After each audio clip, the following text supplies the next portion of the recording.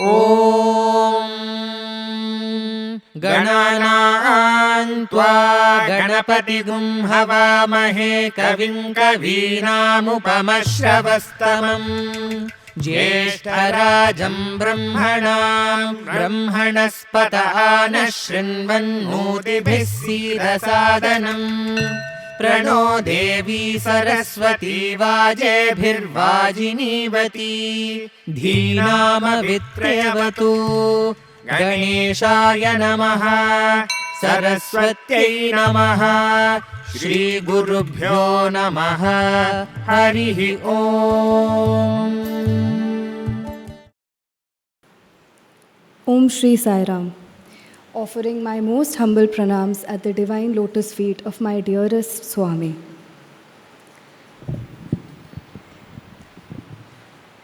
Wishing each one of you a very happy new year, and I welcome all of you to this year's special edition of Samarpan. So, today being the 11th of Jan, what does it remind you all of? Exactly, sports meet. One of the most cherished and ultra memorable time of a Sai student's life. So, sports meet is the time when we put our heart and soul and offer in front of Swami. We come up with these novel ideas to somehow attract his attention and get a beautiful smile on his face, that one nod of approval. We play for God.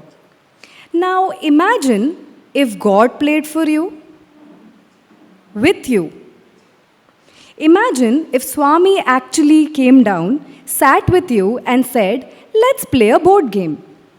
Well, our speaker today has experienced that. As a young girl, she has played the game of snakes and ladders with Swami. Though on a lighter note, they all did get frustrated because you know who won all the time. But what's important to note is that he taught a very important lesson to all of them through this. Our speaker today, Mrs. Geeta Mohan Ram, or as Swami affectionately called her Geeta, Geetamma, and for us, our dearest Geeta auntie, hails from a sacred lineage of devotion spanning 4 generations, a rare tapestry woven by Bhagwan's own hands.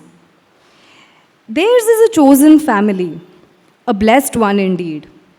Her grandfather, Sri Sheshagiri Rao, was the first priest of Prashantinilayam since 1943. It was he who ignited the flame of Akhanda Bhajan in 1945, a family ritual that Swami blessed and expanded into a global symphony of surrender.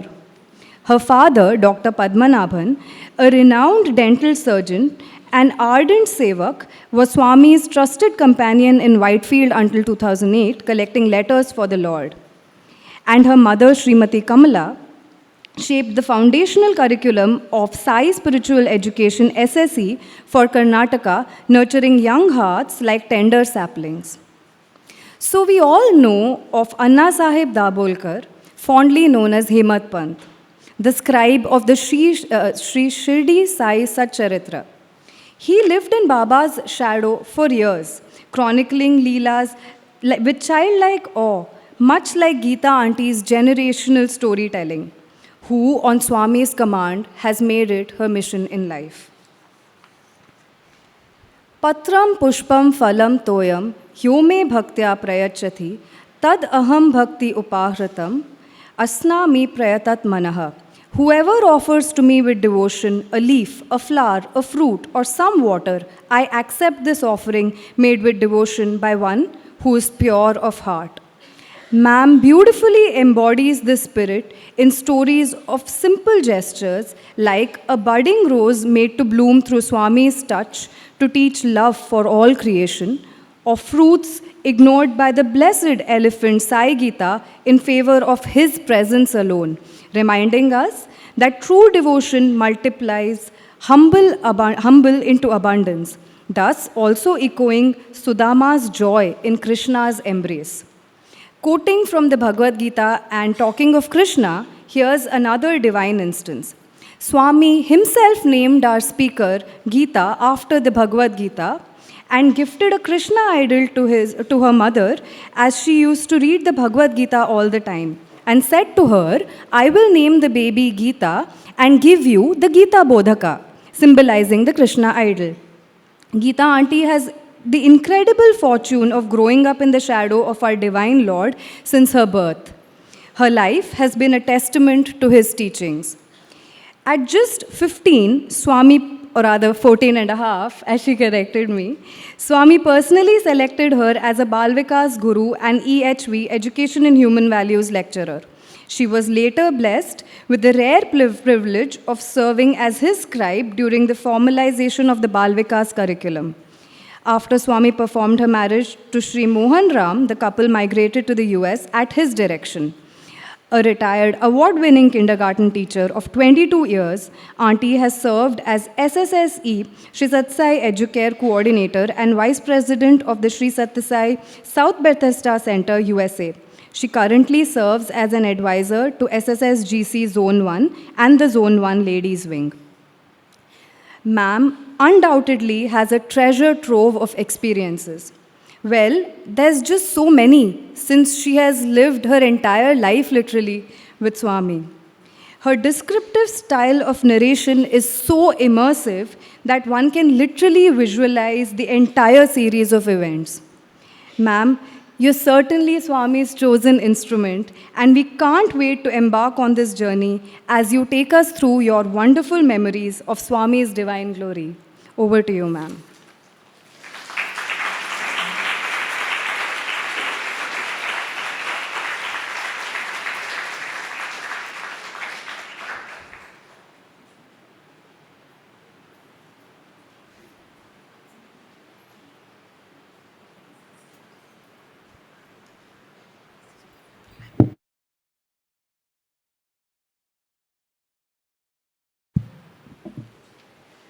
Mukam karoti vachalam panghum langhayate girim yatkrupa tamaham vande Paramananda Madhavam.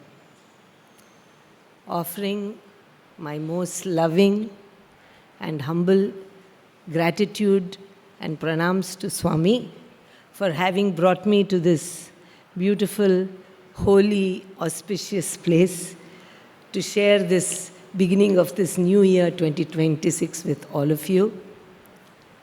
Respected brother Nimish, who is not only our national president for India, but also my own vice chairman for the Global Council under which I serve.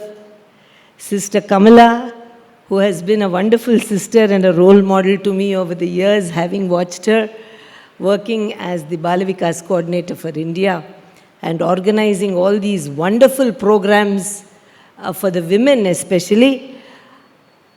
Really giving them my most humble gratitude for having brought me here.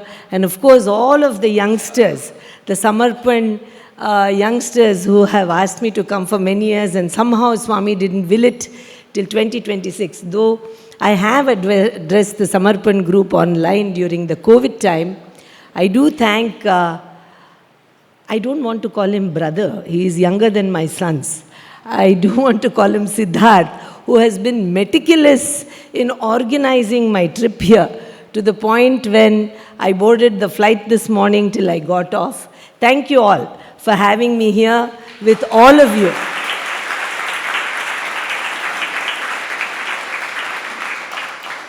Wishing you all a very, very happy, healthy, holy 2026. You know, I know you all come here week after week probably for bhajans. Many of you, many days, every day. Brother was telling me over there that you feed 1,000 people every day here from this venue. I don't know if ever any of you, for a moment, sit down and think what it is and what a wonderful place that Swami has created for all of you to gather in such spiritual surroundings, not only where he has walked and talked and stayed, but also with all of the greenery around you. The reason why I am saying this is, if you were in my place, 30 miles north of Washington, D.C., in a place called Laurel, Maryland, we meet in a school for the past 20 years. We used to meet in a church before that, and in some Sai devotees' home before that. I come from one of the oldest centers of the United States called South Bethesda Center. It is 50 years old now. So I have been a part of it for the past 40 years or 39 years. And in the beginning, when I first went to the US, very, very reluctantly, but at Swami's command, we used to meet in one of the devotees' homes. And once he retired from the World Bank, he came back to Prasanthi Nilayam to serve Swami in the super specialty hospital. So when he left, we were left with no place to meet. And so we were all scrambling because it was an unexpected thing that suddenly happened to us. And we found a Unitarian church, which was a beautiful church. They said that we could conduct our weekly bhajans and our Balavikas in one of the smaller rooms. At that time, the center was small, so we didn't have too many children. And we met in that church for a few years, but we outgrew the church. The devotees were more, the church basement hall that they had given us became very small for us. The children, the number of children grew, Swami's glory grew, his name grew in the Western world, and so the numbers grew. So then we did not know what to do.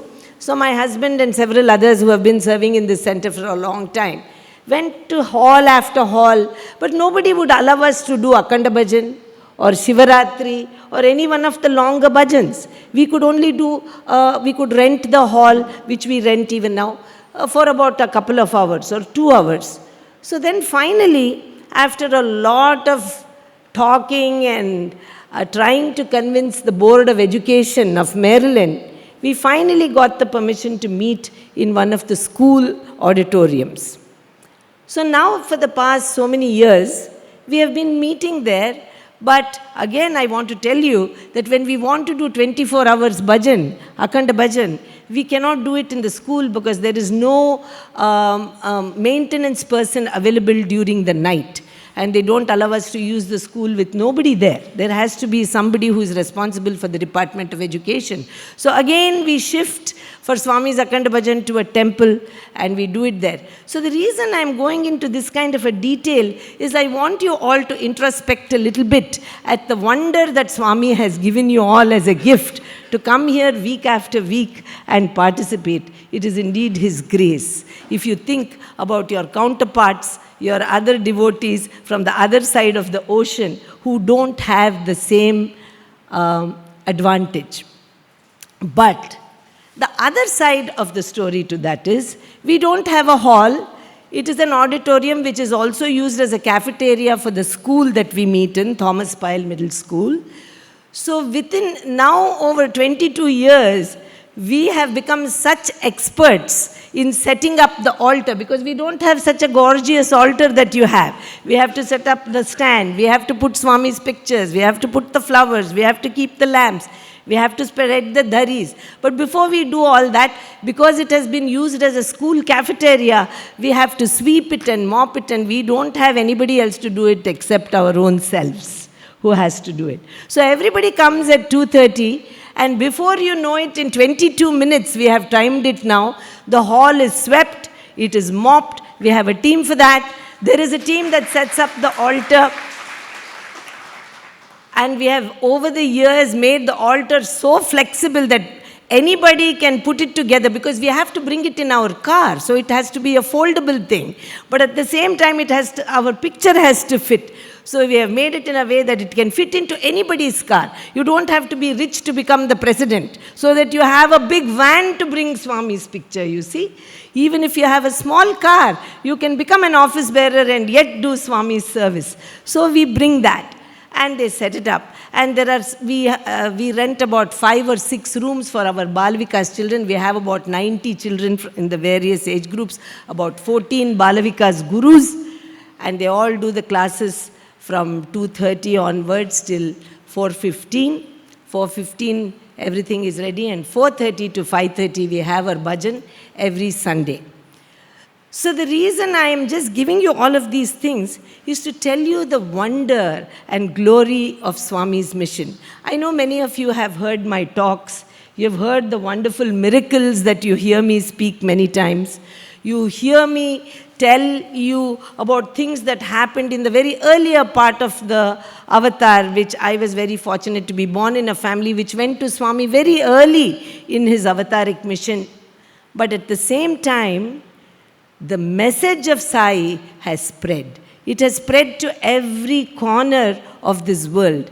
Even now, especially I go to so many places, many of them have not seen Swami, even when Swami was physically present, because they could not afford to come all the way from Japan or Russia or wherever it is. In fact, I had the wonderful good fortune of speaking to a group of Russian devotees, 120 of them, who had come for Swami's birthday and who came to Brindavan to see the Brindavan ashram. And since I am in Bangalore, they requested me to speak. They don't know a word of English, but there was a translator who translated my talk into Russian. And I was thinking how difficult it was for me to keep stopping every 2 sentences for the lady to translate. And I kept thinking, Swami, you did this for 80 long years. You stopped your flow of thoughts so that your children could understand what you were saying, so that every single one of them understood, by waiting for either Anil Kumar uncle or Bhagavantam or the many other translators who took their time to translate the divine word, because nobody wants to make a mistake when translating those Vedic words of Swami. I was thinking of him and tried very hard to speak. I want to tell you an incident where I'm sure most of you may have seen Swami, but I spoke in Atlanta, in Georgia, in the US. And this was some years ago when Swami was physically there. And I really had the good fortune, because I would give a whole lot of talks between September and June. And then I always came in June to India because I was a teacher. June is summer holidays for us. So I used to come and I used to spend my time between Bangalore and Prasanthi Nilayam. And Swami would, with his infinite grace, speak to us many times, my husband and myself, my children. So I went to this place in Atlanta, and I spoke for an hour or so, and then the program got over. I was supposed to go to the host's house, and they had to also dismantle, because they were meeting in a church in Atlanta. They also did not have a hall. So they were dismantling the altar to take it home. So the host said, why don't you come, Geeta, let us go. The brothers who are going to dismantle will join us in about half an hour, and then we can all have dinner together. So the brother said, Auntie, please don't say a word in their house till we come. You have to wait, you have to wait. So we were just chatting like this before I left, when there was an African-American couple standing a little away from me, and they just kept waiting for me to finish talking to these young men who were dismantling. And then I said, wait, I think they are waiting to talk to me. So I went over to them, and they said, thank you, merci, merci. I said, you're welcome, you're welcome. And then they started to speak to me in French. And I said, I really apologize, I don't understand French and I cannot speak French. Can you speak English? They said, only 2 words, thank you, they said. So there was one American gentleman. He came up and he said, I can speak French. So they said, we are very curious to know why this lady is saying that she cannot speak in French. So he said, she cannot speak in French. That's why she's saying that. And they said, no. She gave the whole 1-hour talk in French. How is she saying that she cannot speak in French? So that gentleman looked even more baffled, and he said, no, she spoke in English. What are you saying? And they both started to cry. They were a husband and wife couple. And they said, we have just migrated to the United States from Congo. Our national language is French. And we used to attend a Sai center there in Congo. And the whole proceeding was in French. And when we moved here, we went to a couple of Sai centers. But everything, were the Hindi bhajans or the Sanskrit or a couple of English bhajans, we don't understand the language. So we stopped going. Today, actually, a good friend of ours, who has also moved from Congo but knows English, said, oh, there is some lady who has come from India. I actually lived in Washington, D.C. I think they didn't know. She has come from India. I believe she has seen Swami from young age. Why don't you go and listen to her? They said, oh, what is the point? We can't understand what she says because we don't know English. They had just migrated about 2 or 3 months before. So the man said, no, why don't you go? Anyway, there will be good bhajans. You can go and listen to the bhajans. So they said, sort of reluctantly, after feeling very depressed that they had missed out on Swami, they had come to the program. And I had spoken my usual, obviously you all know I don't know French. And this gentleman told all this to this other man. And he said, she just spoke for 1 hour. Why is she refusing to talk to us in French? So he said, no, she doesn't know. And by that time, my host came and said, come on, it will get late. We'll get stuck in traffic. The usual worldly problems. So I said Sai Ram to them and I went away. When we went to their house, we were all having dinner. And these 2 young men and this gentleman from Atlanta, the American gentleman, all came there for dinner. And they all said, oh, guess what happened today? None of us, having been in Swami's fold for so many years, took this couple really that seriously. He came and said, oh, guess what? This couple, they probably understand English, but they didn't realize it. And they said, Geeta spoke in French. And everybody laughed and they said, oh, now you are going to speak in French now, Sister Geeta and all that. We all actually just laughed. This was in the month of September. And we had dinner and we went back to our own lives. In July, I think end of June, I came to Prasanthi Nilayam, and after 2 days, Swami called me and my husband and children for an interview along with another group of people. And as soon as we sat down, he turned on the fan as usual, sat down and spoke to everybody, where did you come from, how are you and all that. And suddenly he said, oh, now you have started to speak in French and Russian as well. And I said, Swami, what is this you're saying? He said, why? Those 2 people, did you not hear them tell you that you spoke in French in Atlanta? I said, Swami, I spoke in English. He said, you spoke in English, but they heard it in French. They heard it in French. So that is our Lord, conscious of every child of His and wants them to understand His message of love. Whatever I spoke that day, I don't know. But it must have touched a chord of some love within their heart, which will then, they will go out into their own community and share that love, as you are all doing here by serving thousands of people on a daily basis. So that is the power of Swami's love. We may narrate, I can narrate so many incidents, but from my life, the instance that I can tell you that I have experienced most is Swami's omnipresence. Through other people, through my own life, and through my own existence from the day I was born. He always said, a good friend of mine is here. We have both been friends for a very long time. And she has been an inspiration for me in many ways. Vidya here. She just sent me a message when I landed and said, welcome to the land of bhakti. So I replied back and I said, what do you mean by that? I also come from a land across the ocean. What do you mean, welcome to the land of bhakti?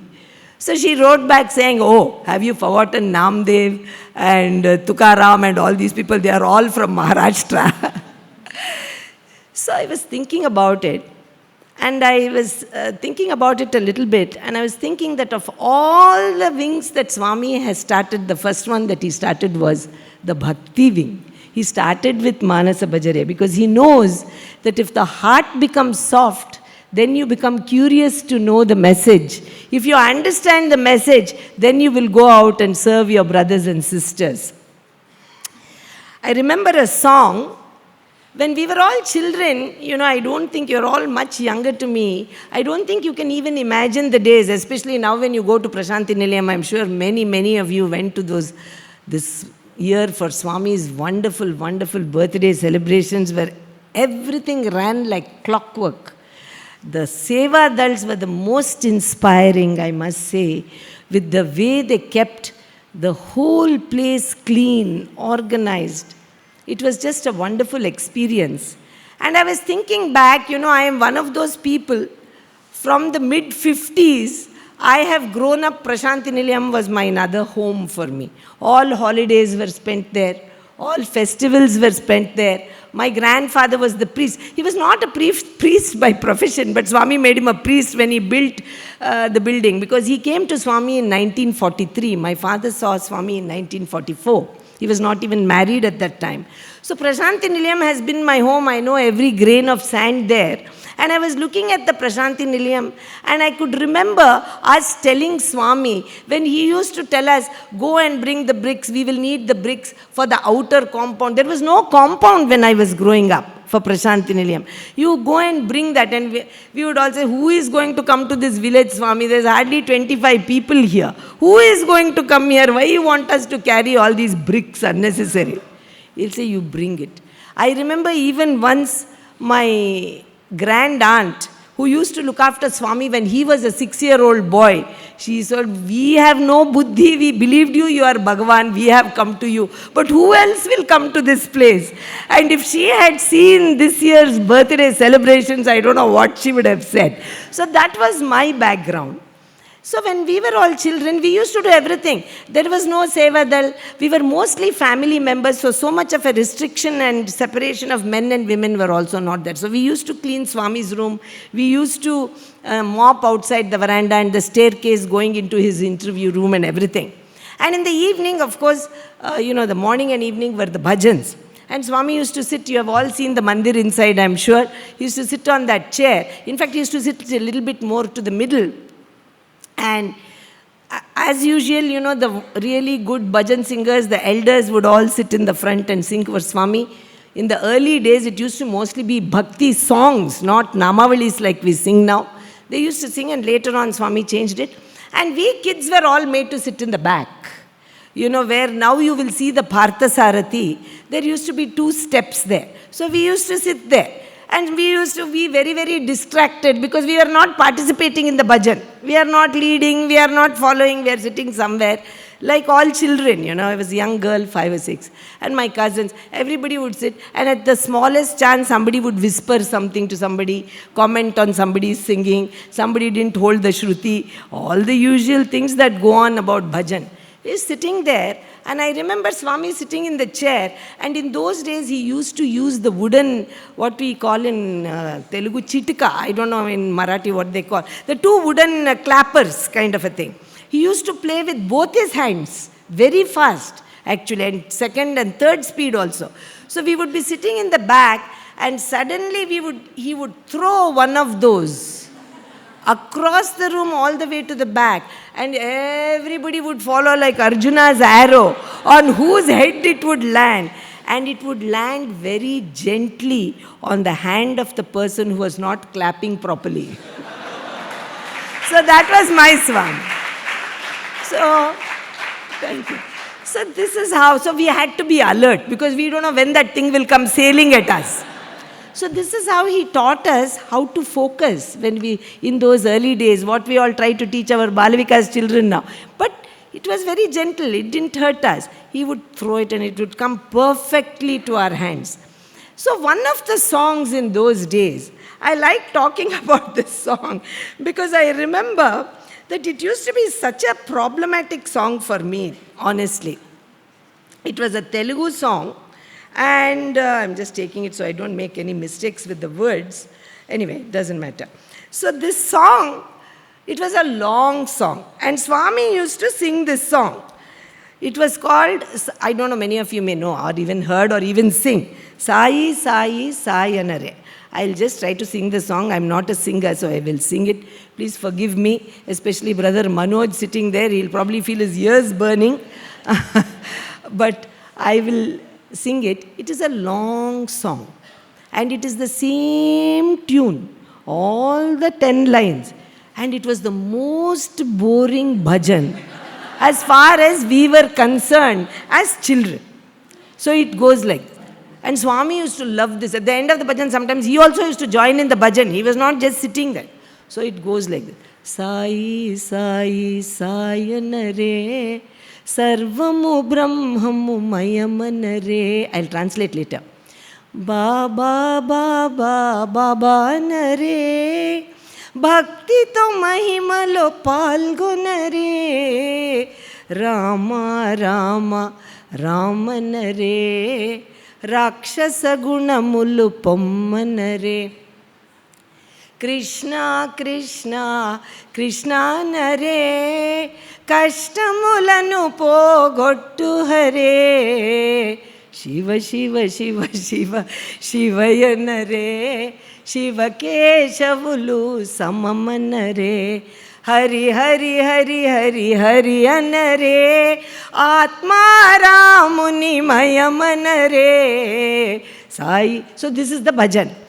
And at the drop of a hat, Swami would start this bhajan and it's like, oh my God, this will go on. In first speed, second speed, Sai, and Swami, on one particular occasion said, why are you all buffaloes sitting in the back and talking so much? So we said, all these elders, nobody will allow us to sing. So he said, I will allow you to sing. Tomorrow evening, come and sit in the front. So we were all very excited, practiced the most complicated bhajans and came and sat down. Swami came and, chappandi, Sai, Sai, Sai. So we were forced to sing this. So this was the bane of our life, you know.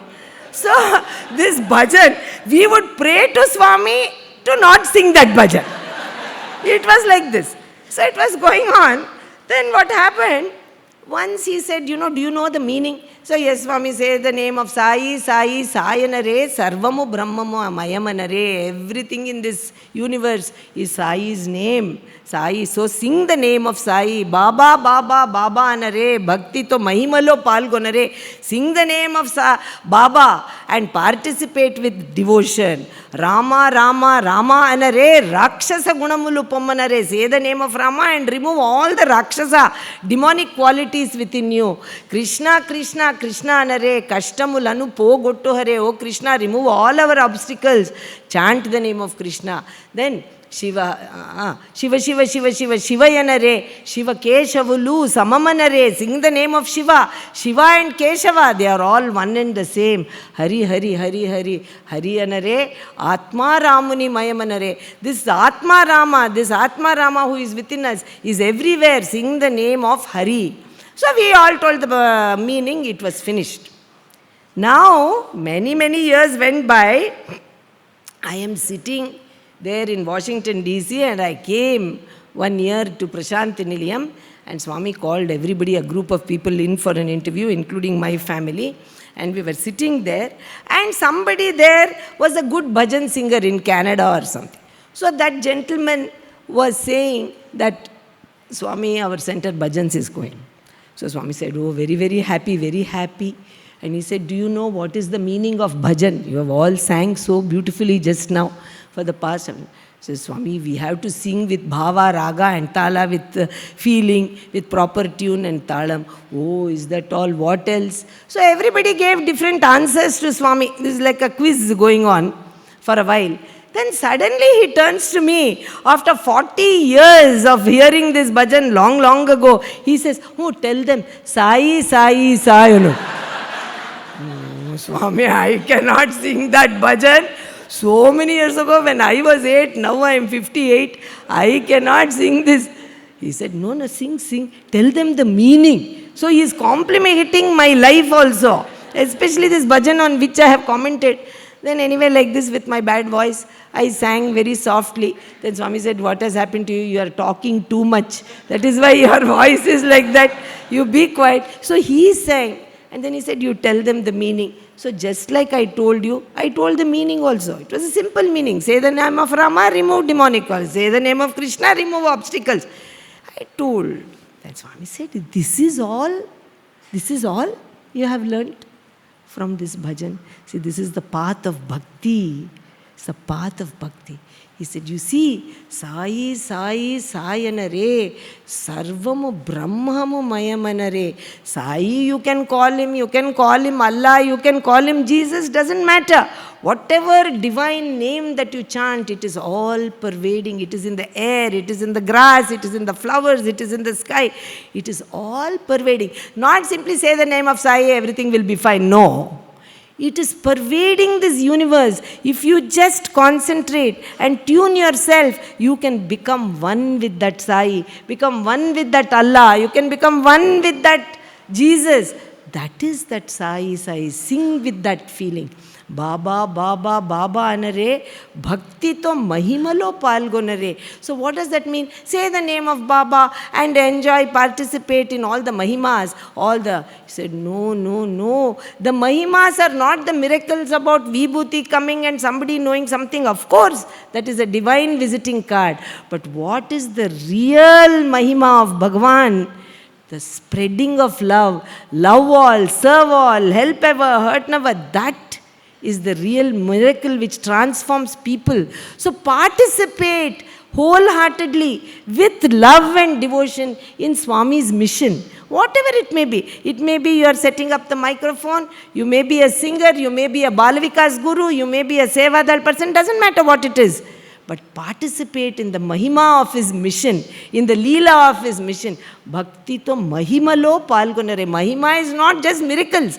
Mahima is Satya Sai mission all over the world, spreading the idea of love, brotherhood of man. Rama, Rama, Rama. Rakshasa Gunamalu Paramare. So as you chant the name of Rama, as you do his work, we all do bhajans when we are packing food packets. We all do bhajans when we are cutting the vegetables for Narayana Seva. We all teach children bhajans. Sevadal will be saying Sairam, Sairam. Even in Prashanti Nilayam, I could see when the Sevadal are getting upset, Sairam, Sairam, they'll say. Because they are tired with our own indiscipline. So they will say to make us move a little bit maybe. But still they are chanting. So that Rama's name, when you chant, what happens? All the demonic qualities will slowly go away. So when those qualities go away, then what happens? Krishna, Krishna, Krishna nare, Kashtamulanu pogutave. Oh Krishna, we are repeating your name. Remove all the difficulties. Then he turned, Swami was an interactive speaker. He said, what does that mean? Remove all. So everybody said, Swami, remove all the difficulties in life. Remove all the problems we face in our day-to-day life. Swami said, no, no, no, no. That Krishna, the difficulties that you are praying for is the difficulties you face when you want to do a spiritual sadhana. You want to sit down and sing a bhajan, you cannot concentrate for 10 minutes. You see, while you are singing, you will be worrying whether the harmonium lady will give you the shruti properly or not. Or the tabla person's mic will work or not. Our mind runs like a crazy thing all over the place. Especially with the bhajans, we find this. See, when we are doing Balavikash, I have been a guru for so long. It is a teamwork. We all do together. We cannot take the credit only to ourselves. Because without the children, we can't do Balavikas, first of all. If the parents don't bring them, we can't do Balavikas. If the teacher guru doesn't show up, we cannot do Balavikas. If some nice person doesn't give their all to do the Balavikas, we cannot do the... So it is a teamwork.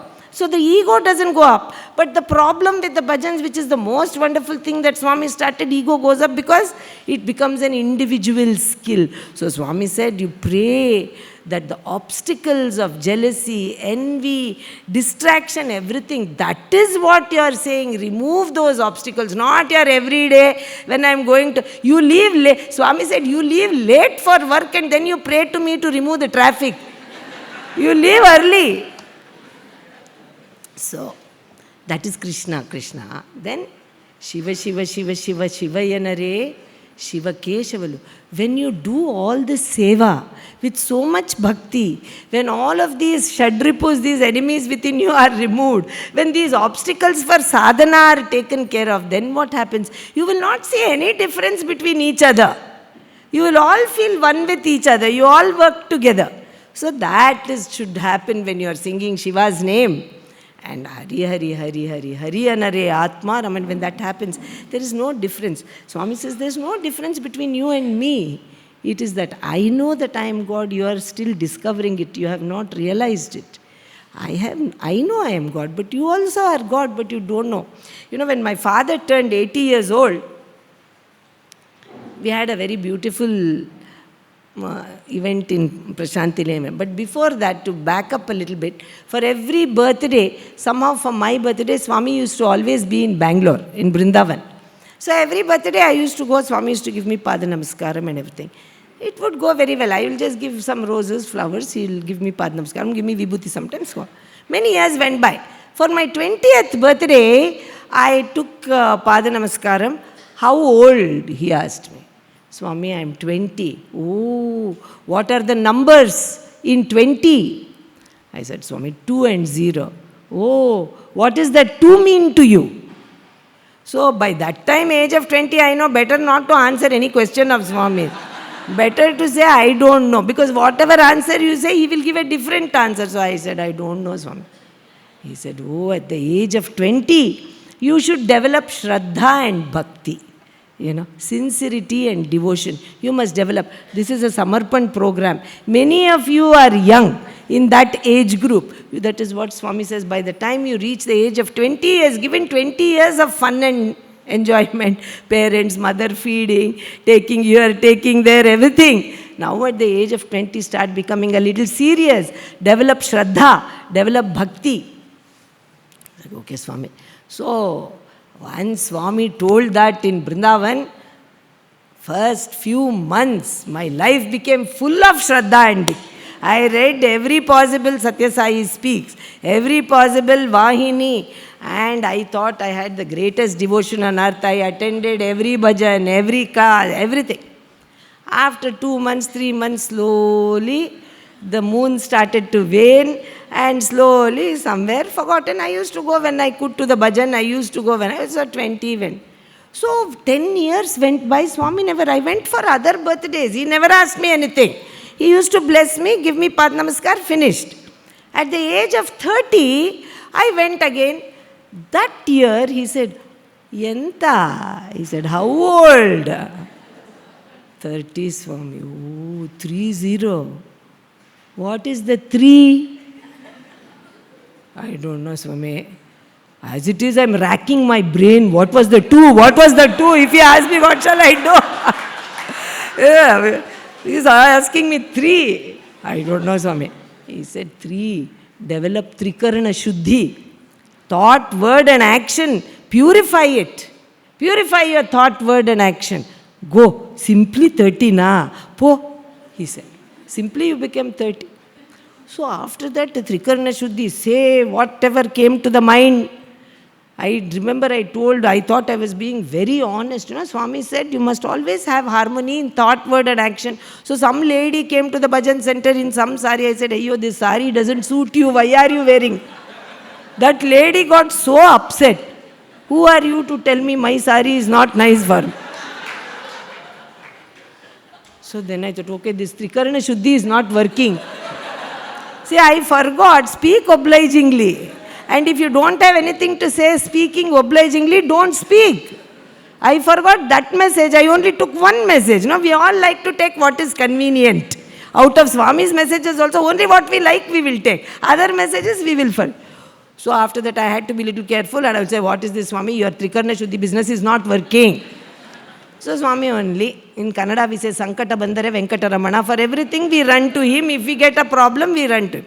So 30 went by, 10 years, he never asked me, 31, 32, 33, everything went by, nothing. Thank God, He's not asking. Then 40 came. By that time I was married. I had 2 children also. And I went with one garland, all those things, new sari. He came, oh, special day? Yes, he knows I only, on my birthday I was taking flowers, no other day to trouble. My father was very strict, stop troubling Swami. So that's why I don't have too many photos also. My father was not allowing. When Swami comes to our house, he says, all the time when he's in the house, he's not here like one model for you to keep taking photos. So my father was not allowing. Anyway, 40 came. Oh, Yenta. With a long face he's making, how old? So I said, Swami. By the way he's asking only, I'm afraid to tell my age. 40, Swami. Ayyo, musil poi now. You have become old, he said. 40. Yes, Swami, I'm 40. Now I have children also, they're studying. Yemi 40. What is the 40? I don't know, Swami. 20, 30, this time I have mugged up. If in case he asks, Shraddha and Bhakti, Trikarna Shuddhi. And also if he is very kind, I'll tell him Trikarna Shuddhi does not work. That also I had planned, but he didn't ask. Then he said, you must have, the 4 Purusharthas, Dharma, Artha, Kama and Moksha. Human beings have to practice these 4 Purusharthas by the time they are 40. Dharma, Artha. Dharma is dharmic life, righteous life. Artha means wealth. You have to earn wealth at the at the age of 40 because you have a family. You have to feed your children. You have to take care of their education. You need money. But that money has to be earned dharmically. Dharma, Artha. Kama, Moksha. What is that? Kama means desire. But desire for what? Not bigger car, bigger house, more rooms, more saris. Kama, desire for moksha. Earn your wealth dharmically. Lead your family life dharmically. But don't forget that the real reason you are born as a human being is to reach his lotus feet. That should be the desire at age 40. And then he said, there are 10 years. See, in between I have not asked you anything. So much time he is giving to practice that, slow and steadily. So 40 happened, finished. Then after that I was in the US. I could not come for my birthday for some years. Years went by. Now it was my father's 80th birthday. So I came in July. And Swami called me for an interview. He said, Padmanabh's birthday is coming on the 80th, his 80th birthday. I will do it here in Prashanthi Nilayam. You come back from America for that, he told me. I said, okay, Swami. So I came back. He performed very lovingly. My father came to Swami as a young man of 21. There is a whole life history of my father's, which I will not go in. Anybody reads the book, they can. But so Swami was very fond of my father because my father was a very quiet man, but very, very obedient devotee. The thing that Swami said was that Padmanabhan was his name, he also progressed from the age of 21 as he got older. Excuse me. As he got older, he also learnt and progressed because he focused on Swami's word. Anyway, we were all sitting inside that room and Swami said, see, Padmanabh, for so many 60 years he has been my Hanuman, always following me wherever I want. But he won't trouble me with anything. The rule in our house growing up was you cannot ask Swami anything unless Swami asks you. So I grew up with that rule. So that day, Swami gave him an Hanuman for his chain. And then he said, Padmanabh, how old are you? It didn't ring a bell for me because we had stopped at 40. Swami has forgotten. How old are you? He asked my father. He said, 80, Swami. Oh, what does 80 mean? He turns to me and says, what does 80 mean? So I said, Swami, we stopped at 40. 50, 60, 70, I don't know, Swami. How will I know 80? Oh, nice way, of getting out of. You didn't think all these years. No, Swami, I didn't think. It's better not to think. You only will tell us if we don't think. I told him. If I think, you won't tell. So he said, what a beautiful discourse Swami gave. See, if you are practicing Shraddha and Bhakti at 20, Trikarna Shuddhi should be easy at 30 because you have love and devotion for the Lord.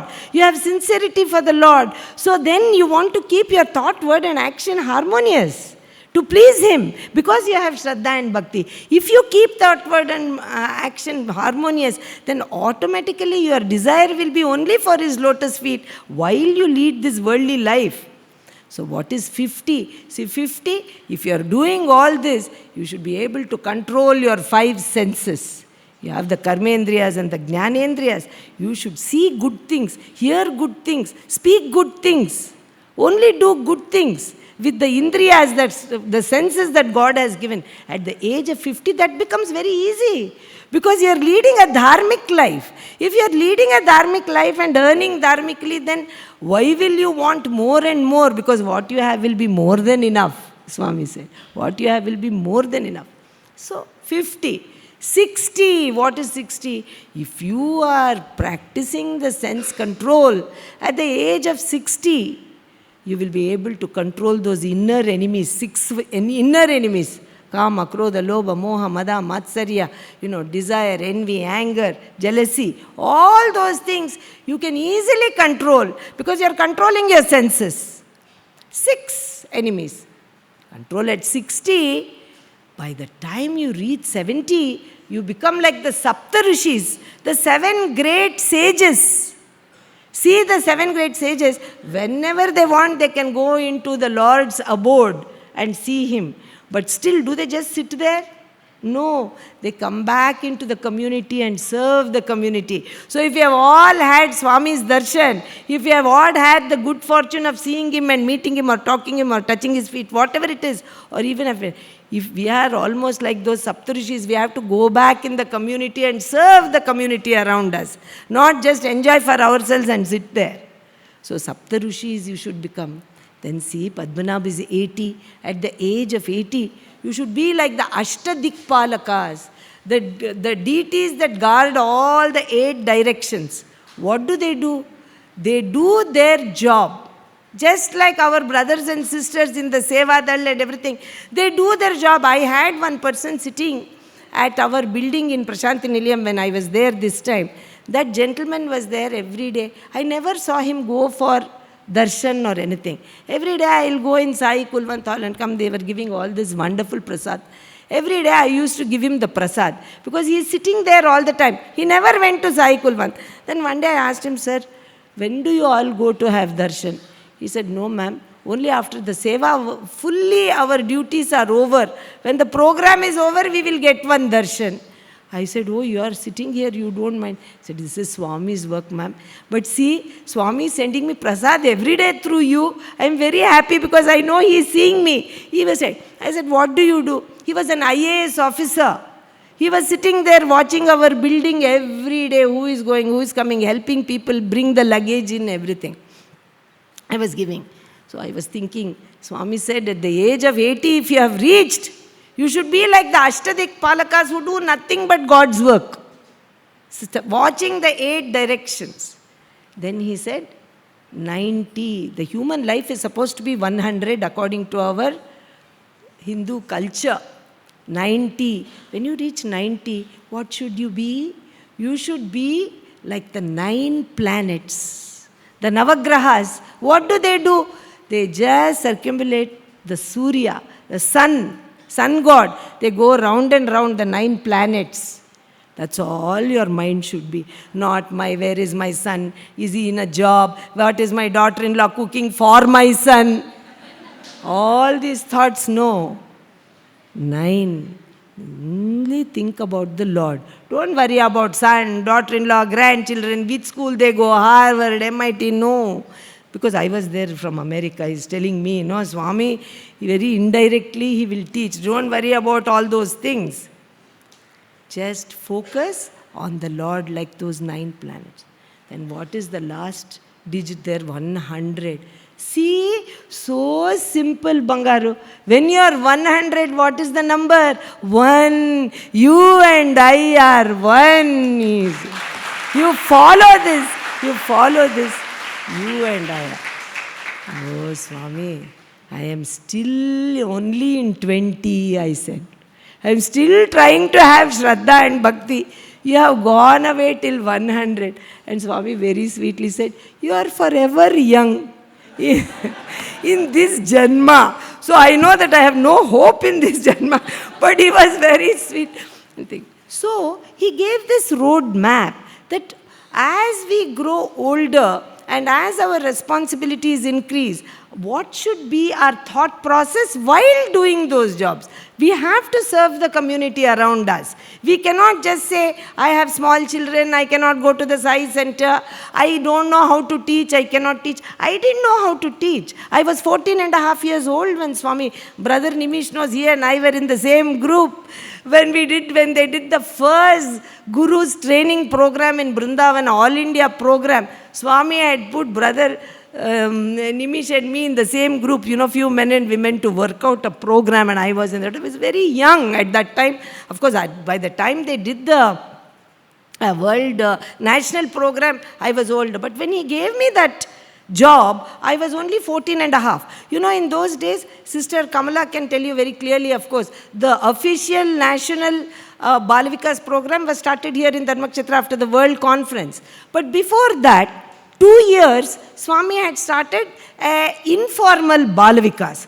So he called a few ladies who were sitting in Brindavan. What are you people ladies doing? Swami was inside Brindavan, and he called these 9 ladies who were sitting outside chit-chatting, because husbands were all inside talking to Swami.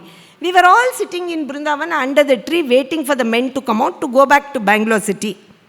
Suddenly my father came running out, Swami is coming, Swami is coming. Swami came out, it was almost like this dark, 7 o'clock in the evening. I still remember, I was there, young girl, I was still in 9th grade actually. Sitting there, not even 8th grade completed, summer holidays. Swami came out, saw these ladies. My mother was one of them, Kamala. Then was Shanta Divakar. One Mrs. Natarajan was there. 9 ladies were there. All very big, very good educationalists. Shanta Divakar was a principal of a very well-known college in Bangalore. C.N. Mangala was the headmistress of a very big college in those days in Bangalore, even now RV College. Everybody, Mrs. Natarajan, in fact, was a freedom fighter who had fought for India's freedom. She was an elderly lady with Gandhiji. She had gone on the salt satyagraha and she was there.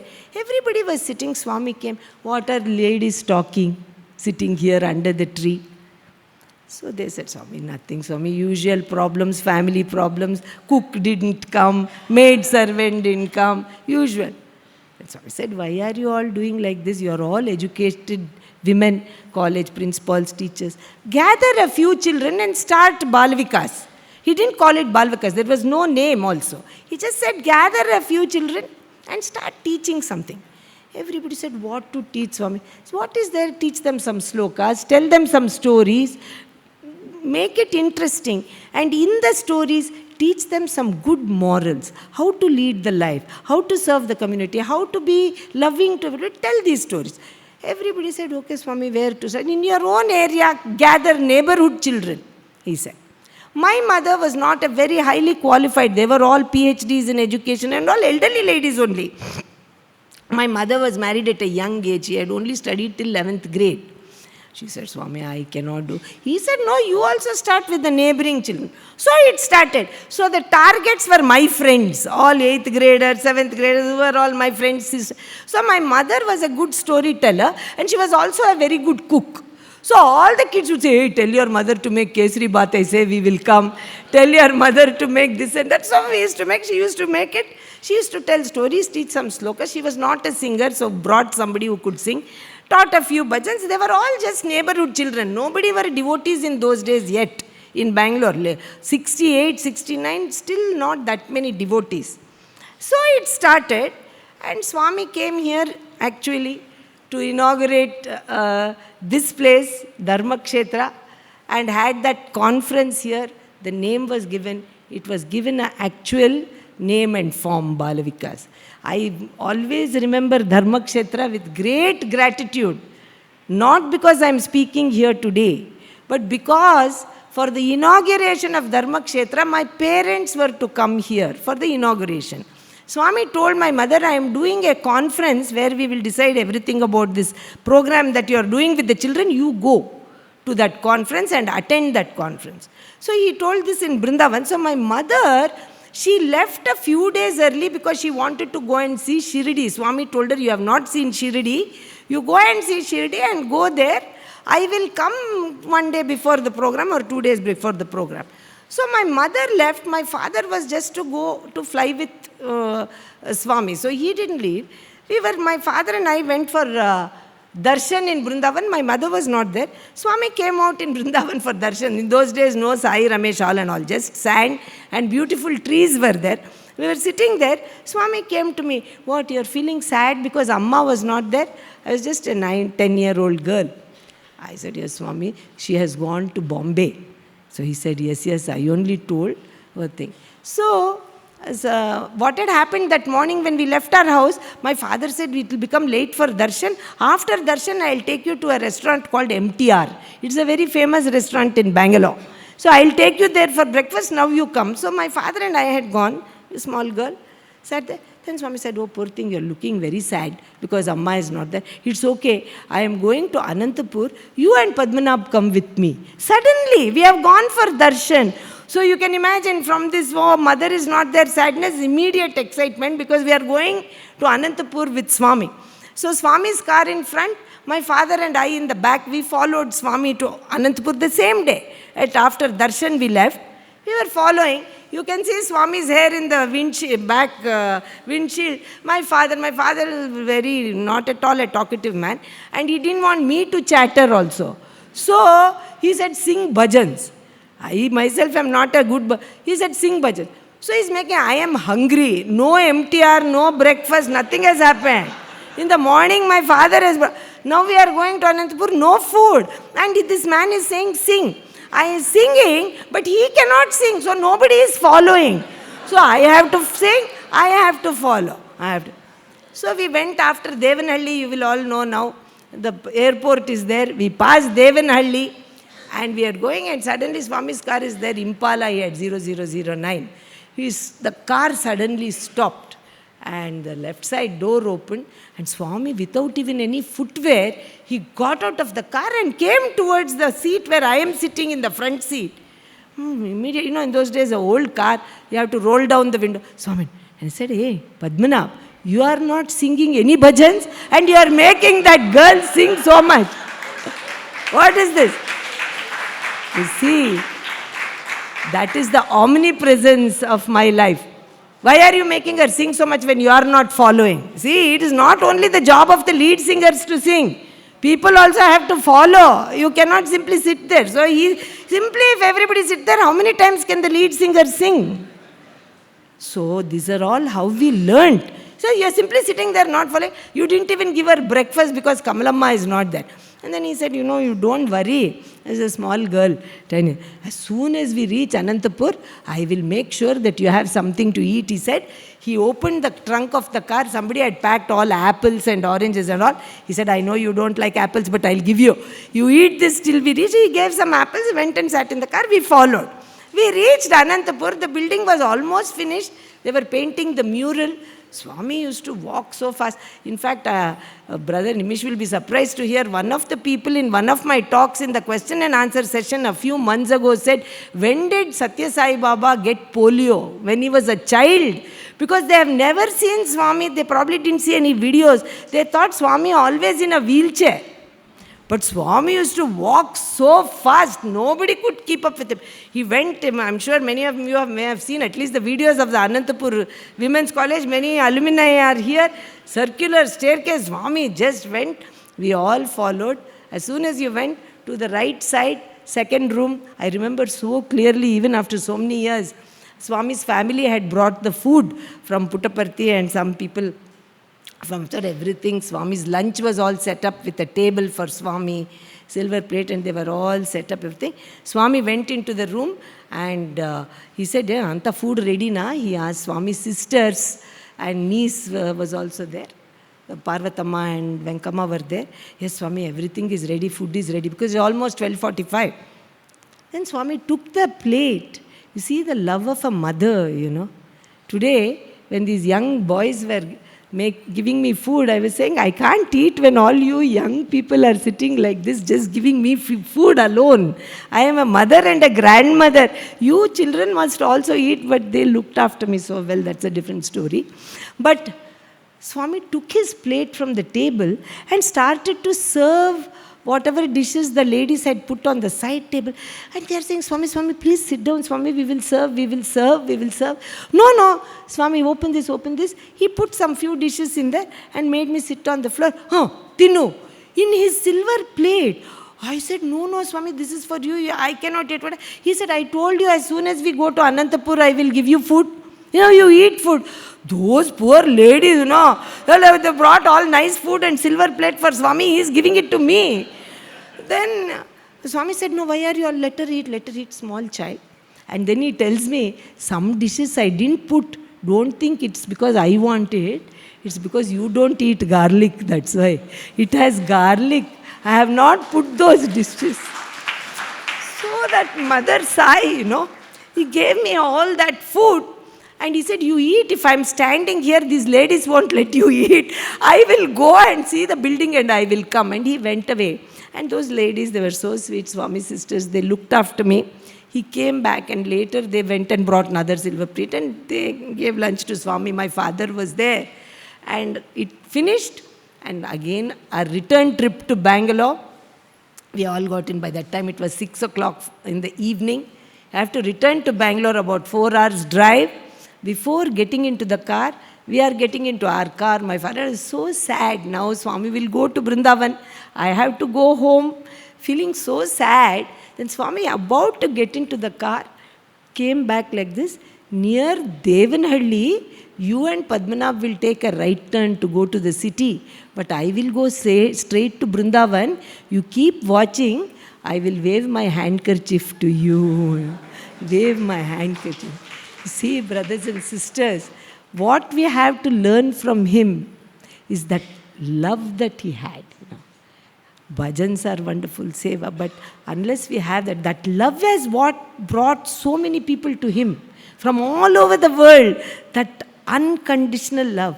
And when we came to Devanhalli, even now when I pass Devanhalli from Prashanti Nilayam, I will remember his hand coming out with a handkerchief. So we could make a right, he could go. But because of Dharma Kshetra, this inauguration, I had the good fortune of enjoying his wonderful love because my mother wasn't.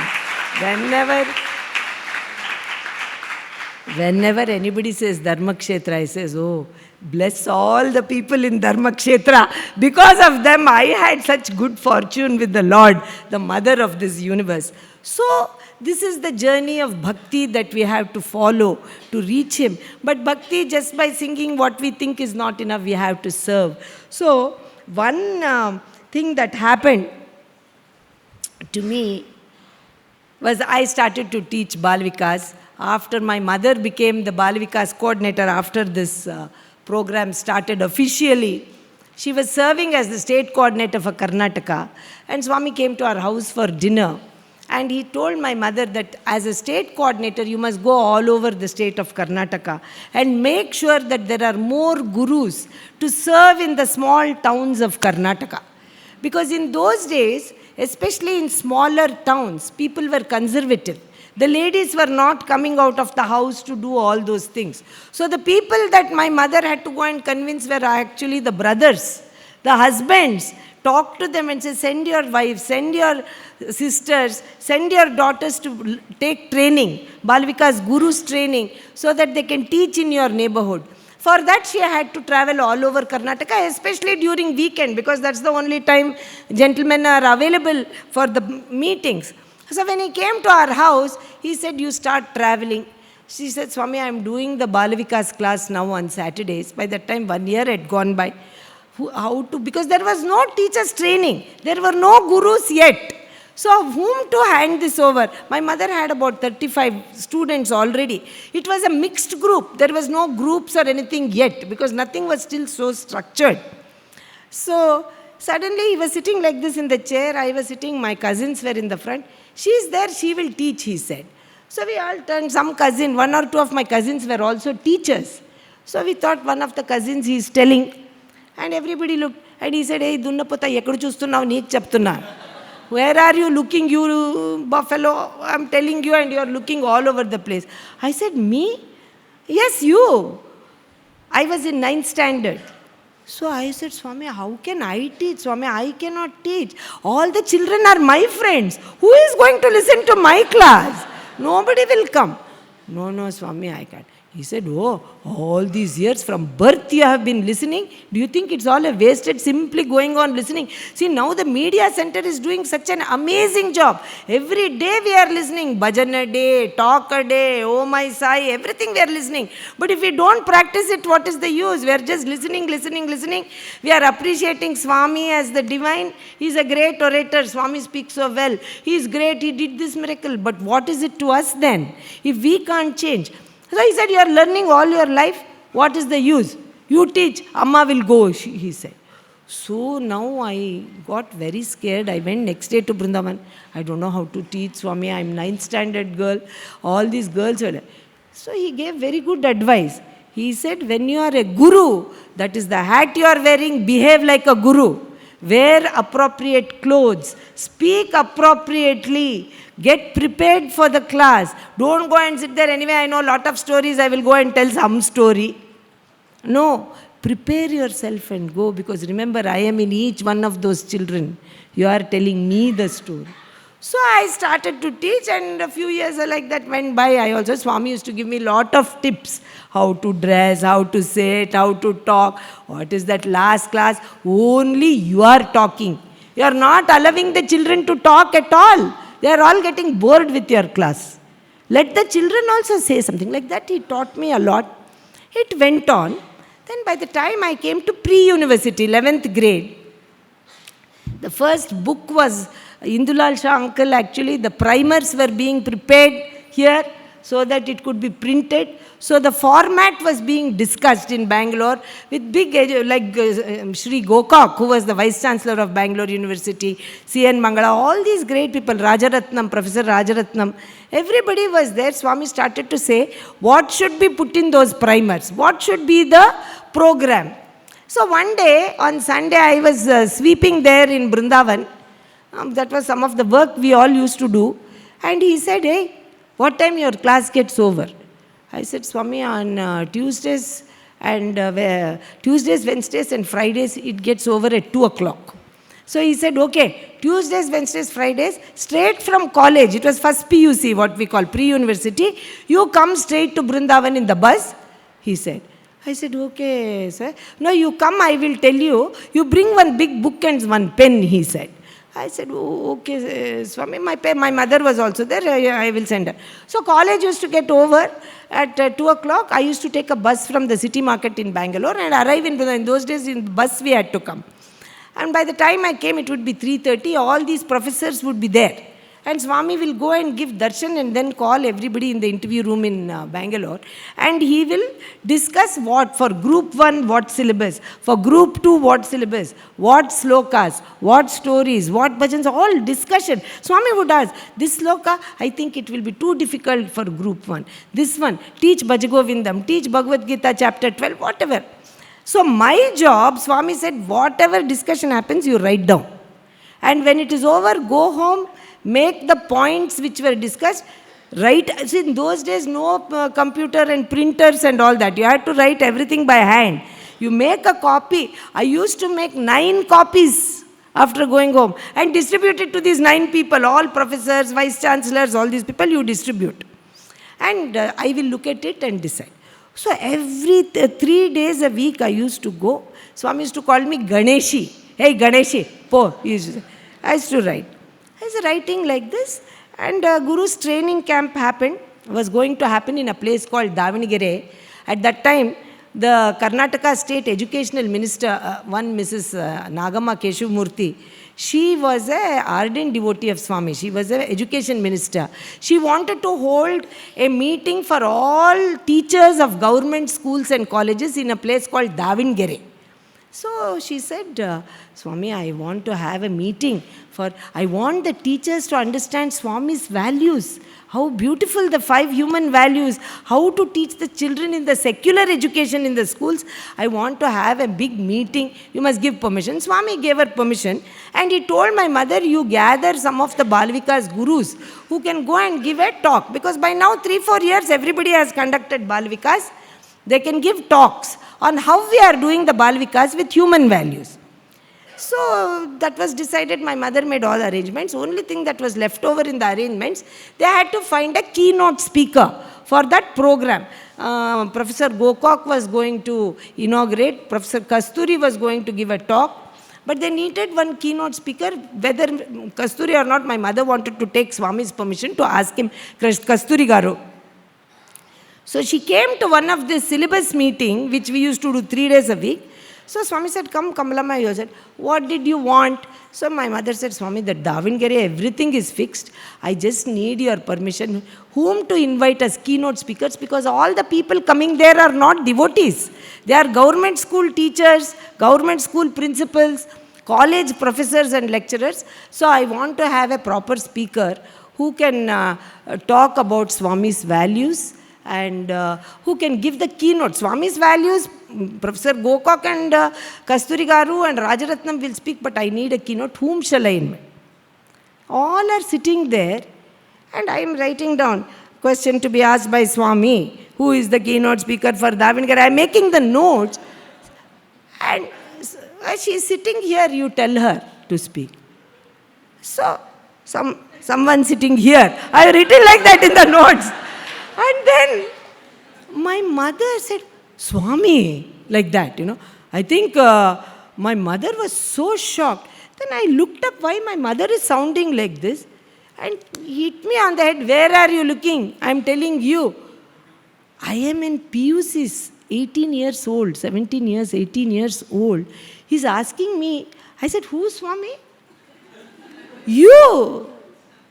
I said, what is this? And then my mother said, no, Swami, she cannot speak. All professors are coming from colleges. She cannot speak. It's almost like she's explaining to Swami his own program. How can she speak? Swami, she's in PUC. She cannot speak. Swami, please suggest somebody, maybe Kasturi Garu or someone can speak. He said, why? Why can she not speak? Swami, she's in PUC. Swami, how can she? So see, this is for all the young people. Swami said, when young people stand up and do the work, the older people will be inspired by the young people. The young people should do the work. Young people should do the work. Why can she not? There is nothing that anybody cannot do if they have God's grace. They can do anything in the world. They just need self-confidence. Hey, poi matladu. I said, no, Swami. Then my mother said, Swami, the subject matter, the theme of that program is Paramanandake Prasthana. I don't even know the meaning of the words. It is in Kannada. Paramanandake. I was not a very good speaker in Kannada. I studied throughout in an American Protestant school. Paramanandake Prasthana. I said, Swami, I don't even know what that means. Swami, all these people are sitting, please, Swami. By that time, I started to cry because in the beginning, I thought Swami was joking. When I realized he's actually serious, some 1,800 people are coming, all professors from all over Karnataka state. I don't know what is Paramanandake Prasthana, Swami. I cannot speak. I started to cry. Poor thing, Uncle Kasturi said, Swami, why are you troubling that poor child? He was always my support. Why are you troubling that? Sir, Gokak sir was very serious always. Swami, maybe we can discuss this later. Because he doesn't want to say how bad I am in front of me. Maybe we can discuss it further. Salpa in Kannada says, Nidhanavagi yochane maadi matadona. Let us think slowly and decide. He is telling Swami. So everybody is feeling very sorry for me. At the same time, extremely shocked at the... Swami said, no, nothing like that. She will talk. That's all she is doing in the class and getting remarks, talking too much. Tell her. In my marks card, in all the time, talks too much. So Swami will say, why are you talking so much? I don't know, Swami, I'm talking. I got caught by the teacher. So they're talking too much. So she's talking too much, she will talk. So I said, I don't understand the subject. So see the beautiful, I will tell this and I will finish. I have 5 minutes more. Paramanandake Prasthana. What does that mean? The journey for eternal Ananda, eternal bliss. We are all born for that. We are human beings with a purpose in life. We have to lead the life of householders, have children, get married, do our jobs, earn money, all of that is there. But that is not our goal. He has not come to teach us how to earn more money or to buy a bigger house or a better car. He came for 86 years to teach us how to really reach our goal, isn't it? So he said, that is Paramanandake Prasthana. That is how to... I don't know how to get bliss. I don't know all the meaning of bliss, Swami. I'm crying. So this is the journey that Swami gave. I thought I will share it with you. He said, see Bangaru, you want to come from Brindavan to Puttaparthi. Why do you want to come? To see you, Swami. When you come to see me, how do you feel? I feel very happy, Swami, when I come to see you. Just question and answer. See? So you want to come to Prashanti Nilayam from Bangalore. What is the first thing you need? You need a vehicle to go from Bangalore to Puttaparthi. You need a vehicle. You already have that vehicle, this body. Whatever your past karmas, you have already got this body. It could be a bullock cart, it could be a bus, it could be a train, it could be a car. Your body is your vehicle to reach that Prashanti Nilayam, isn't it? You have already done some karmas, you got this body. So some people may come to Swami at birth, some may come at 20, some may come at 30. But the journey has started, you already have a vehicle, thank goodness. You already have a vehicle. So you have a vehicle. Then you start. Say, wait, let us go to Prashanti Nilayam. I want to see Swami. I want to feel the bliss. So you will start. Then what will you say? Oh, Prashanti Nilayam. In those days, in my days of early 70s, long journey. It used to take 6.5 to 7 hours to reach. Not like today with that beautiful road, 2.5. I just went day before yesterday to Puttaparthi. 2.5 hours we reached because we left at 5 in the morning. In 3 hours we were sitting there in Sai Kulwant. So in those days, 7 hours, right? So he said, you may be a bullock cart, you may be a car, whatever it is, you have got that vehicle. Then you will say, how can I go alone, So far I have to go. Let me take some companions. This is life. So you get a husband, you get a wife, you get a child, all companions. Into this car you are loading your samsara. You are taking them. So first slow down slightly. The car has to slow down with so many people. You get in. But still, good. They all want to come. We are all on the same page. We are all on this spiritual journey. Everybody gets in the car. You start driving. Then before you start, you will say, in that Puttaparthi, you won't get anything. It is better to take some, we are all South Indian, better to take some coffee pudi, sar pudi, huli pudi, vangibath pudi.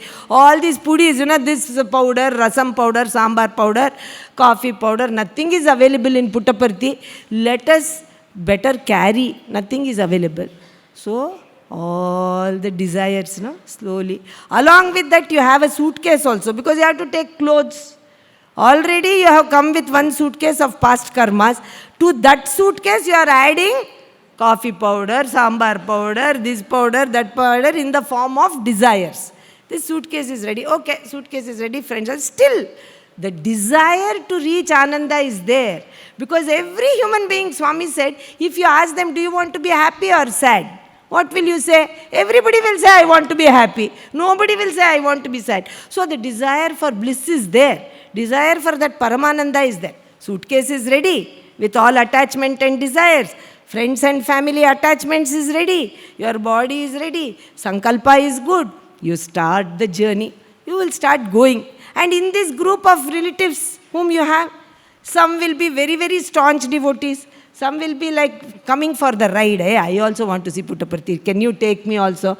I have never been to Puttaparthi. Such people also will come. Anyway, all of them will come. While you are going, one person will be there. Swami's words, not mine. As you are passing Chikkabalapur, you'll say, hey, this is Lepakshi, I say. I believe there is a beautiful Shiva temple in Lepakshi. Why don't we go there? See, distraction. But good distraction, because Shiva temple is there. So, we'll say, anyway, we have left at 5 a.m. Darshan is only at 5:30. 12 hours is there. Not a bad idea. I didn't see Lepakshi. So, this distraction person will attract you to the distraction. That is the company we are keeping. Good, bad, mediocre, whatever. So everybody goes to Lepakshi. Nice darshan of Shiva. I don't know if you have not seen Lepakshi. Please go and see Lepakshi. Next time you go to Puttaparthi. It's a beautiful, very ancient temple.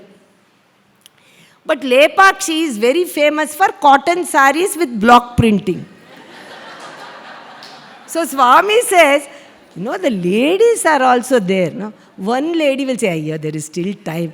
Can I just go and look at few saris? One man will say, why every time you come you want to go to saris? Say, no, I won't buy too much. One sari I'll just buy. So these ladies, all the ladies will go. What is wrong? One sari, nothing is wrong. Saris. Somebody will say, well, buy some matching bangles also. When we go for darshan, we can all wear same color sari. So nowadays we see, right, whenever we go, we are all wearing same color. So if we do, no, this time when I went to Prashanti Nilayam, they told me you have to have yellow sari for Satyanarayana Puja. So I went and bought yellow sari. So like that.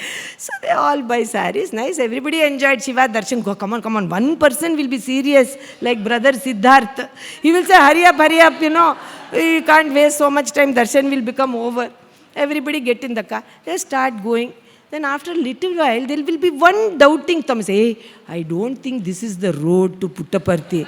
Somewhere we have missed the turning. Because in those days, all one-lane roads, no, not like now. This Palasamudram is there. Let us go there. I am sure you have to go via Palasamudram. Others say, no Palasamudram. I say, this straight road goes. No, this right turn, I know very well. Palasamudram is shortcut. If we go quickly, we can go and have lunch there. Let us go.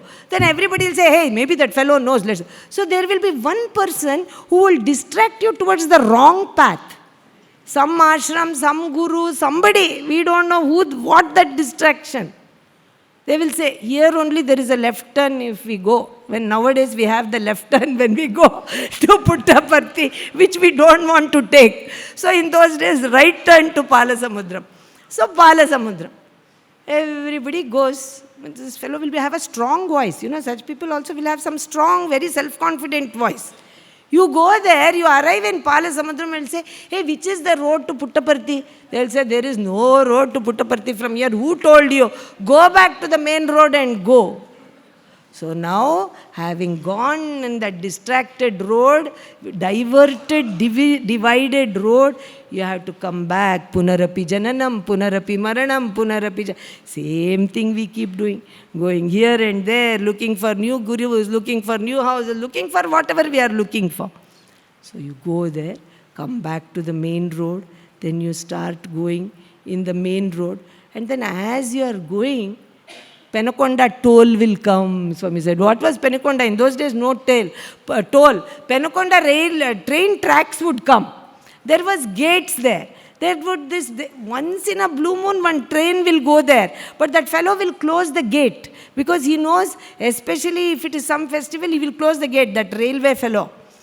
And we have to tell him, open the gate. I say, there is no train over there. He will ask, give me 100 rupees, give me 200 rupees, 300, depending on the festival. So we have to give him money, then only he will open the gate. So Swami said, Penukonda fellow is waiting for you. That is the toll you have to pay. What is that? All the prarabdha karma, all the troubles we get in the life, which we have done in past lives, we have to pay the toll. We keep saying we are going to Dharmakshetra for bhajan. Why Swami is not responding? Swami says, what can I do? You already brought the basket and the bag with you. With the toll, what can I do? So finally you have to pay the toll in the form of troubles. You have to cross. They'll be going, yo, we won't make it for darshan. Swami will finish and go away. What to do? Where to stay? What are we going to do? When you're saying this, your car will have a flat tire, or you are going very slowly with all these 6 people, with all the luggage. Now they are bought in Lepakshi and everywhere. So slow. Suddenly one nice, faster car will come. Say, do you all want a ride? You look like you have a flat tire. I will give you a ride. I am also going to Prashanti Nilayam. That is God's grace. In the form, while you are doing all this seva, He is sending the grace. You may have noticed, you will be doing Narayana Seva, Balavikas, so many things, and suddenly something at work will change. Say, yo, Swami really helped me. Why? Because you are doing all this. You are doing this Namasmana. I want to reach Puttaparthi. I want to reach Puttaparthi. I want to do His work. Grace will come. You arrive in Prashanti Nilayam, Ganesha gate. In those days, no Ganesha. Gate was there. You enter, and then all this hold all. Swami used to hold all means, do you all know hold all? Like a sleeping bag, we used to stuff everything and take. Hold all, trunk, everything you are unloading. Suddenly you hear the Veda chanting. Actually, in those days, no Veda chanting. They used to play the flute. Flute sound. Oh, Swami has come, Swami has come, Swami has come. Everything will drop, Swami has come. And one person will say, hey, let us go, Swami will come, he will come. There will be other three will say, yo, we can't leave all the suitcase here and run there. I say, who will look after the luggage? So, again, that attachment to that saman will hold you back. 1%, 2% will run there, sit for darshan, and Swami, beautiful in his orange robe. Swami is describing, he's coming there in the music, and by the time he comes near you, your eyes are closed. Swami is saying, Eppudochavu? When did you come? But you are not even opening your eyes. Then finally Swami says, hey, Eppudochavu? When did you come? You will open your eyes are filled with tears of joy to have his darshan. You have reached your goal. And Swami asks you, when did you come? You cannot answer because your heart is so full of love and joy for him. You have reached the goal of your existence after this long journey. Don't you feel happy when you see? Yes, Swami. Chappu po Paramanandake prasthana. This is the prasthana. This is the journey of every soul that has come, whether it is an animal, bird, or a creature. This is the soul. Go and tell, he told me. He told in 10 minutes. I had to speak for 30 minutes. I have gone over by 5 minutes here. 10 more. So I wanted to share with you these thoughts because we are all, out of love for Swami, have come here seated from long distances. I know Mumbai, you have driven long distances, come a long way. Sometimes we listen to the bhajans, we listen to the stories, we read the books, but we have sometimes forget why we are really here and how to get there when we remember it. So I hope we can consistently pray to Swami that to be with us like that man in the nice car to take us along, so that whatever karmas we have, he will take us along with us. So this incident happened and I had to speak in front of such a large crowd. So many times people will ask me that, but you always tell us stories when you were young, when you enjoyed the bliss of Swami. My life has been nothing but Swami, so it goes on and I see him in so many ways. But one incident maybe, because you are all here, some may have seen Swami, some may not have seen Swami, or some may sometimes wonder, does he hear my prayer? Does he hear my prayer? But he is there with us. It is just that physical form that we all loved, which we still do, which we do miss. I know Brother Nimish and Sister Kamala, all of us miss that wonderful and beautiful and loving and smiling and sparkling eyes. But at the same time, he was not just that body. He is with us all the time.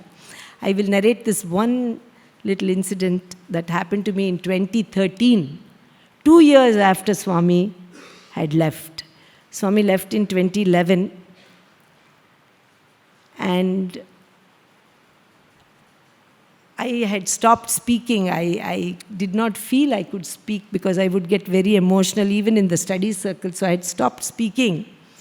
When I was invited to speak in Chicago, and they really said, no, you must please come. People are feeling very, very distant from Swami after he has left. So very, very reluctantly, I kind of agreed to go. And I prayed a lot to Swami, and I said, Swami, I don't want to cry in the middle of my talk. At the same time, if people ask me how I feel you in your absence, I don't know yet, because I'm still missing that physical form so much. I don't know how to answer those questions. You have to help me. I went and I spoke. There was everybody, talking about Swami in my life, which has been nothing but Swami all my life. I spoke about it, and yet I was thinking that how can I tell people that Swami is really here unless I myself experience it? Whatever I'm telling you now, I have experienced it, so I can tell you even without looking at a book very confidently. But how can I tell that, yes, Swami is here? Have I really felt that? Because I'm missing his form. I was just questioning that. And I came to the airport. The family that had dropped me to the airport, it was a working day. So I had told them, like I have told Siddharth also, tomorrow is a working day. Don't worry about dropping me to the airport. I will get there. And he said that, they will take care of it. But I had told this couple, you don't worry, you drop me to the airport, and you guys, both of them were a working family, so you go ahead. They said, we both have meetings at 9 in the morning. My flight was at 11:30. So they said, do you mind if we drop you at 8 o'clock and then go? I said, don't worry, I will read something in the airport. My flight is only at 11:30, but it's fine. So I went, this was the second time that had happened. I went through the TSA, the security checks. And they called me aside and they wanted to look at my handbag because I had some necklace or something that looked pointy. This had happened to me once before when Swami was actually there in the physical form. And what had happened then was, I had gone through the security. Swami was there in Parthi, and she opened, this African-American lady opened my suitcase. There was Swami's picture in the netting inside the hand baggage. And she was a black lady. So she, African-American lady. And she said, ooh, cool-looking boyfriend, she said, when she saw Swami. How am I going to explain Swami to her? So, yes, isn't he? I said, And she said, yeah, if you dump him, let me know. So I said, I'm not going to dump him. Thank you. And she checked my suitcase, he went off. When I came to Parthi, 2 months later, Swami was there with a whole group of people in the interview room. He introduced everybody to everybody. He is from Canada, she is from this place, that place. He came to me, he says, she is from USA. She tells everybody I am her boyfriend. She tells everybody. So I said, Swami, inke boyfriend ante hu antavo? She said, boyfriend, you said yes. I said, how to explain? So Swami just laughed. Anyway, this was 2 years. In 2013, same thing happened. One TSA lady pulled me aside. She opened and she said, oh, who is this? She asked me this time. I said that he is my spiritual master. She said, very nice. He's very handsome, she said. I said, yes, and it was over. Then I came and sat down at the gate when all the flights to Baltimore, because I had to take a flight to Baltimore. I live in Maryland. And the airport is only about 20 minutes from my house. All the flights to Baltimore started to get cancelled. Every single South, West, all the different airlines cancelled, because in Baltimore, because this was on January 1st, I had gone for a New Year celebration there in Chicago. So it had snowed about 10 inches in Baltimore. So the flights were all being cancelled. So I sat there and I went up to the thing. She said, there is not going to be any flights today to Baltimore. I can try to put you on a flight tomorrow. So I said, okay, look. And then I said, let me call my hosts and tell them, because I have to go back and stay with them that night because my flight is cancelled. I tried to call them. Both of them didn't pick up their phones because they were in some meeting. I kept calling. Then I called my husband. I told him, look, all the flights are cancelled. He said, if they are not picking up the flight, then just go and stay in the nearest hotel near the airport. You take the flight tomorrow. And he said, I will also keep looking to see if there's a... So while I was doing all this, you see, this is the grace that I was telling you about in that Paramanandake Prasthana.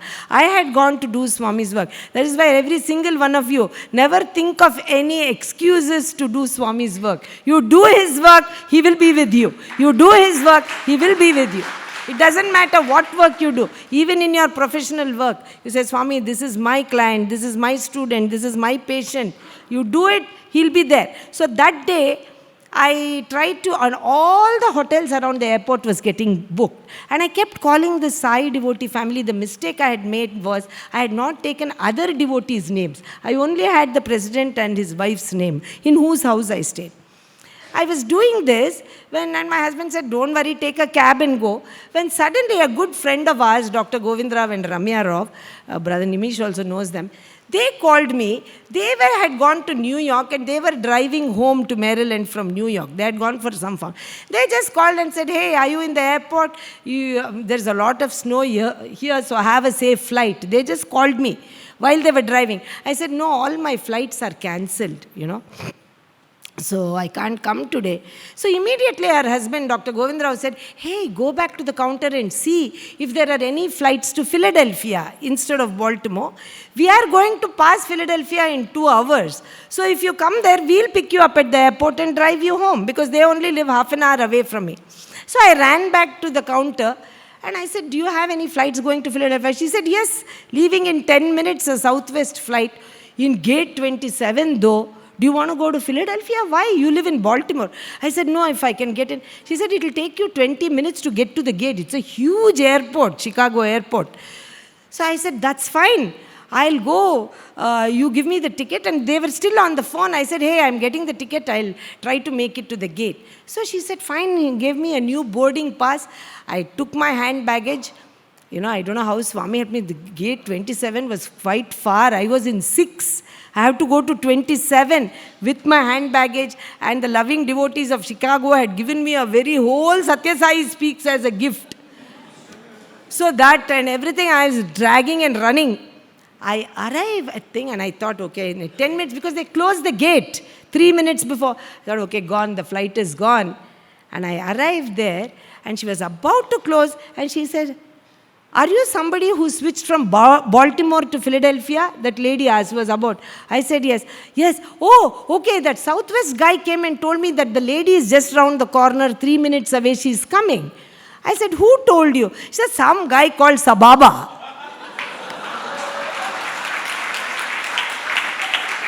Some guy called Sababa, working for Southwest, came and said, no, don't close the gate. The lady is just 2 minutes away. She's coming. So they held the gate open for me, and this TSA lady who had looked at it and said, who's that guy? Is that the guy I saw in the picture in your bag? I said, yes. I said, wow. She says, you know some important people in Southwest? I said, yeah, I do. She said, get in.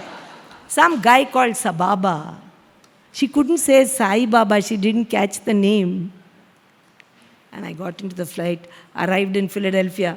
My friends were waiting and they drove me home. Just because I spoke His glory for 1 hour to a group of wonderful Sai devotees like you.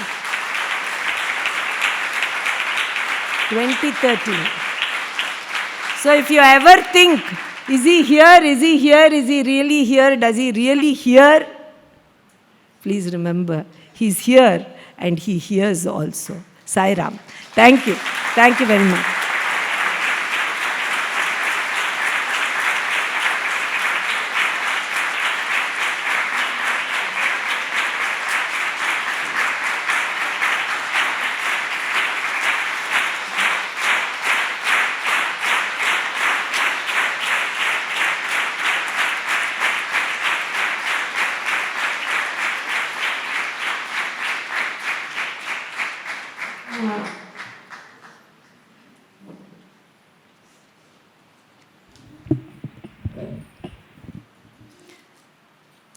Om Shri Sai Ram. With heart filled with gratitude and spirits lifted by the divine presence, I stand before you to express our sincere thanks for the wonderful session we have experienced in this August gathering. We extend our earnest gratitude to our speaker for the evening, dearest Geeta Auntie, for touching our hearts with her love for Swami. We are indeed grateful to you for having shared your cherished experiences with us, your Sai family. Geeta Auntie's memory is truly amazing. She recalls every single moment with Swami so clearly as if they happened just yesterday. This gift reminds us that real devotion keeps the Lord's love fresh and alive in our hearts forever.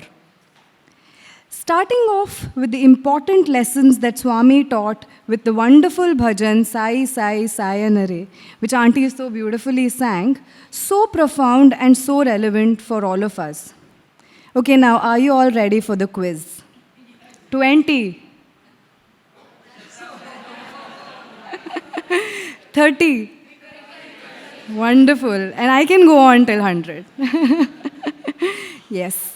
The flow, the spiritual connection, significance, progression of age is truly a life lesson for us now and for the years to come. We must thank you, Auntie, for having shared this, what Swami actually wants from us. Omnipresence of Swami in your life, the trip to Anantapur and his love to have made you eat from his silver plate, his unconditional love and its connection to Dharmakshetra. I think all of us are going to remember this for a lifetime. At this point, I wish to share that by Swami's grace and blessings, Auntie's first book titled Sannihita Samabandham, An Inseparable Bond with Swami, was released during Swami's birth centenary celebrations in Prashanti Nilayam.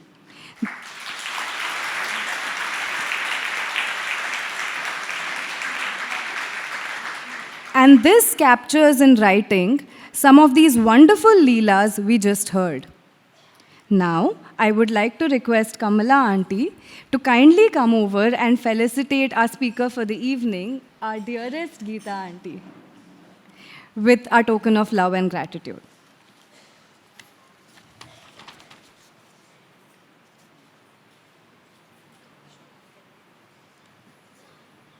Thanks to Brother Nimesh, the book was released. Thank you.